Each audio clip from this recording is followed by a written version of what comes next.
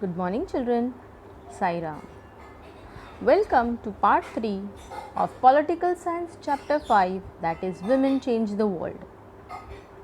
Children, in the last session, we saw that learning to read and write led some women to question the situation of women in society. They wrote stories, letters, and autobiographies describing their own experiences of inequality, isn't it?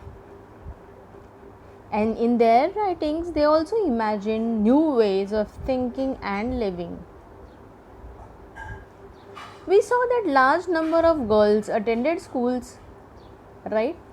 But despite these, there are still many girls who leave schools due to poverty, inadequate schooling facility, and discrimination. So in India, it is still a challenge to provide equal schooling facilities to children from all community backgrounds, etc. We also saw that India conducts census in every 10 years, and in that it counts the total population and measures sex ratio, number of literates, etc. Large number of boys and girls attend the school today, but still there is a difference in the literacy of boys and girls. We saw that according to the 1961 census, the male literacy rate was 40% and the female literacy rate was just 15%. Then according to the 2001 census, both the numbers have increased, that is, number of male as well as female literacy have increased, that is, male literacy is 76% and female literacy is 54%. It can be concluded that there are at present large number of people who are able to read and write. This shows that schooling has increased, but there is still a gap between male and female literacy rates.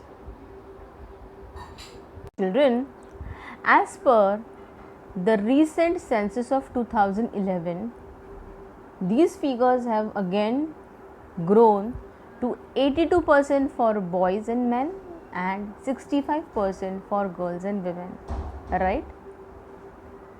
So obviously we can make it out that the portion of both boys and women or men and women who are able to read and write have increased.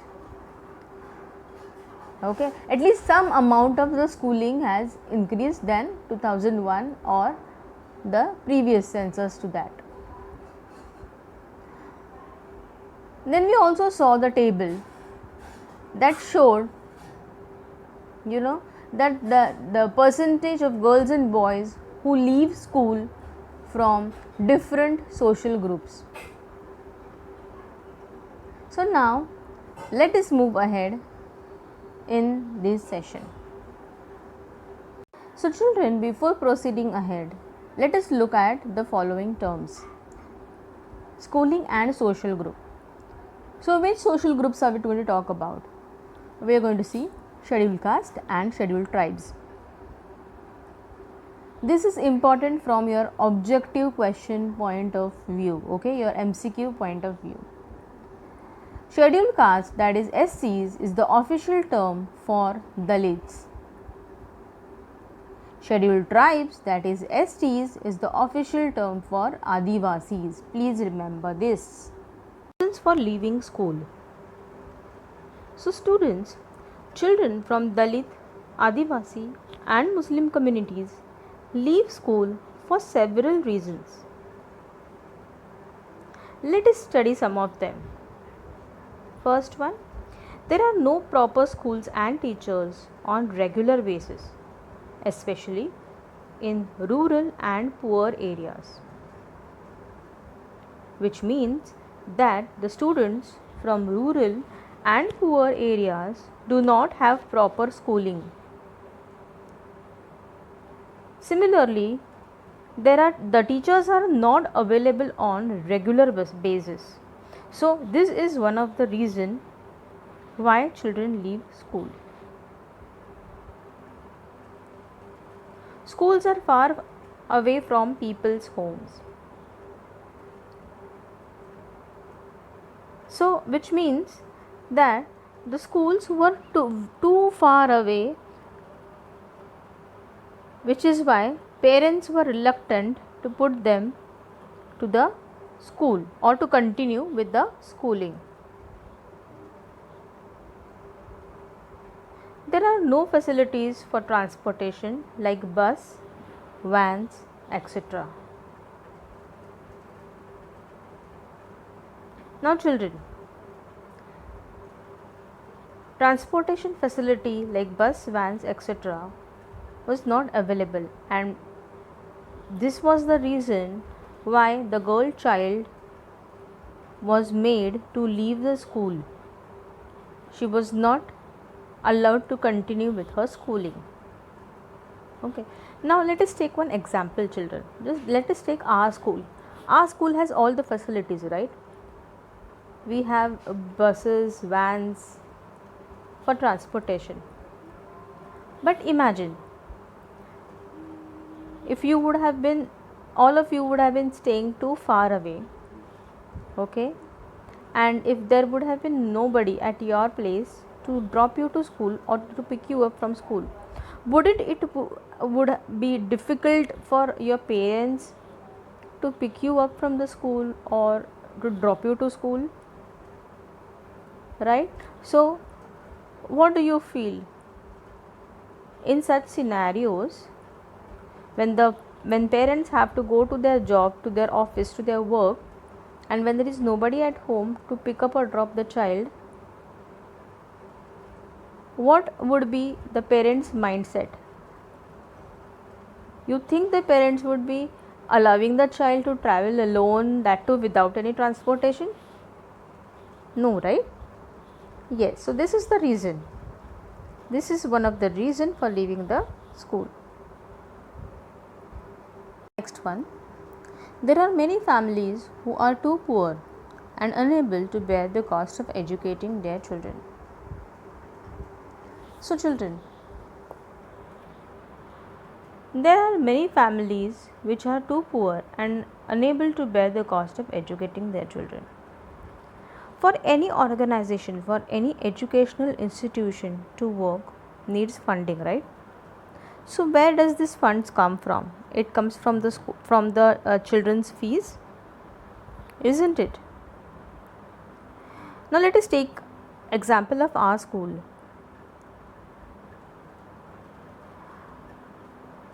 Our school is one of the schools which has such a huge playground, such a huge stadium. So for maintaining this stadium, we require manpower, right? And to keep such manpower, one needs funds, money, isn't it?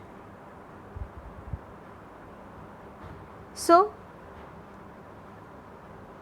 which is why the school takes fees from the children so that they can provide the children with best of the amenities, best of the facilities, just like our school,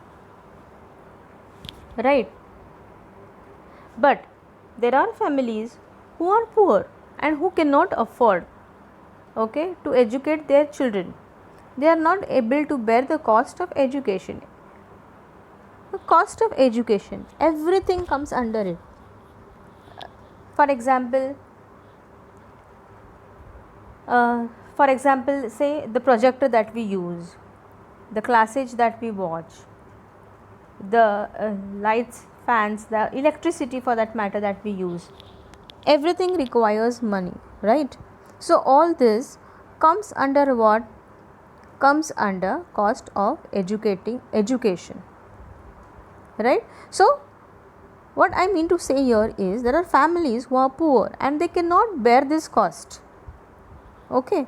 So this is also one of the reason for leaving school. Many children and classmates discriminate against another student, such as in the case of Om Prakash Valmiki. Now children, if you remember, in the previous chapter we learnt about this Dalit child Om Prakash Valmiki, right? In his autobiography, he has mentioned that when he was small, he was made to sit on the floor.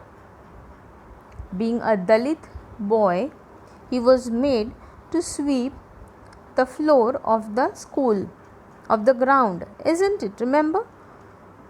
And then his father sees everything and then he confronts the teacher.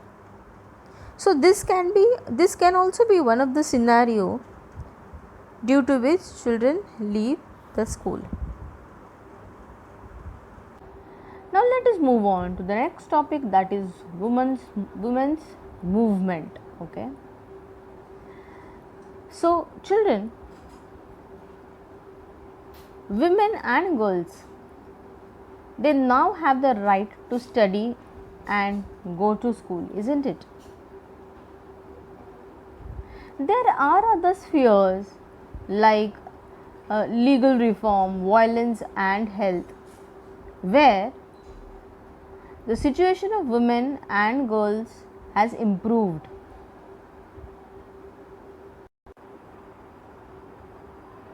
But children, do you really feel that these changes have taken place automatically? No.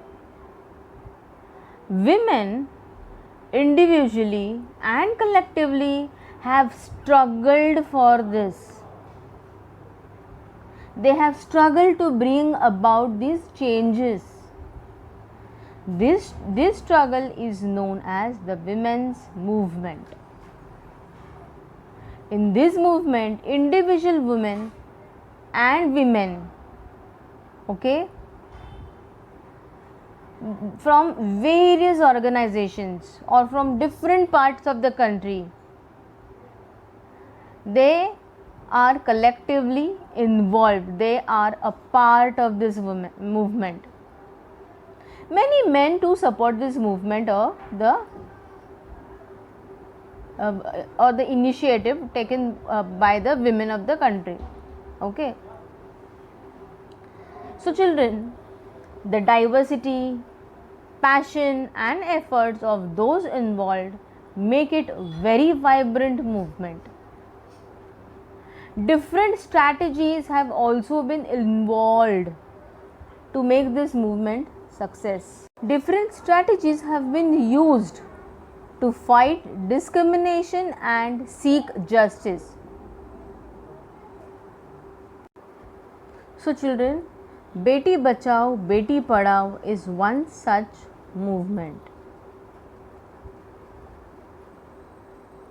So as discussed, various strategies have been used to circulate awareness, fight discrimination and pursue justice. So let us understand them one by one. First is campaigning, right?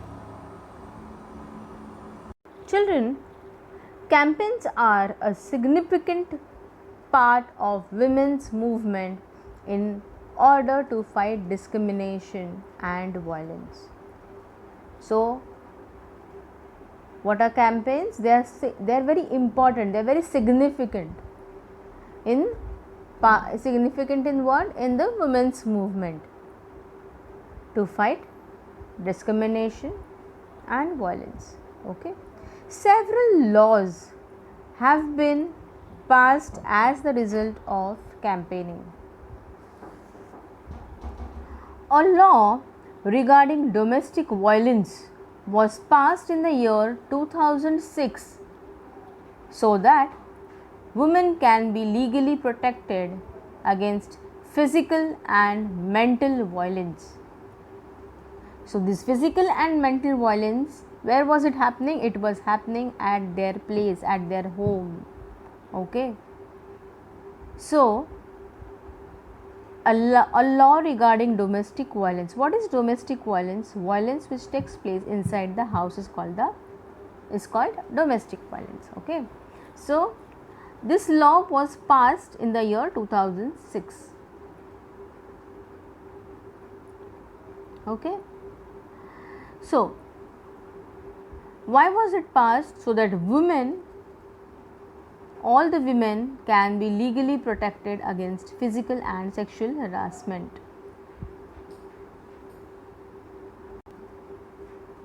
Okay. Now, children, Supreme Court framed guidelines in 1997 to protect women from sexual harassment at workplace and in educational institutions as well. So, in the year 1997, Supreme Court framed guidelines for what? For protection of women, okay, from sexual harassment at where workplaces, place where they work, and also in educational institutions like schools, colleges, etc. Second point is what? Raising awareness. It is to raise public awareness on the women's right issues through street plays, songs, public meetings. They are also a significant part of women's movement. So, children, in order to create awareness, okay, there were certain things that were done. Okay, what were the things? Like street plays or songs. Okay, why were all these things, or public meetings for that matter, why was it done? It was done to create awareness. Okay, and it was also a significant part of the women's movement. So those who were not having any knowledge about it, they were imparted knowledge, they were made aware of certain things. Okay, they were made aware of the women's rights. All this helped, okay, all this helped the women's movement. Protesting. What is protesting? We all know it is a way of raising voice against violations. Okay, now how was it done? It was done in the form of public rallies and demonstrations. Protests help in drawing attention to injustice. And the last one is showing solidarity. What is solidarity? What exactly solidarity means? Solidarity means a feeling of unity between people who have same interest and goals. So, the women's movement also deals with showing solidarity with other women and causes. So, children, I hope you have enjoyed this chapter. I hope you have made note of all the important points of this chapter.